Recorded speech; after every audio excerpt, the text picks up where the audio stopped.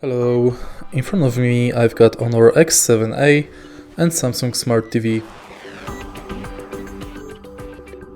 In this video I'll show you how to cast screen from smartphone to TV using YouTube app. In the beginning make sure that both devices are connected to same Wi-Fi and then enter YouTube app. Press the screencast button located on the top of the screen and select your TV. Now when both devices are connected, you can play any music you want on your smartphone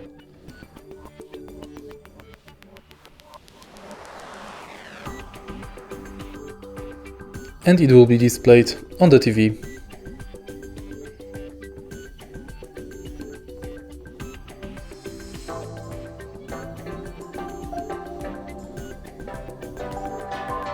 If you want to stop the connection, again press this button and select disconnect.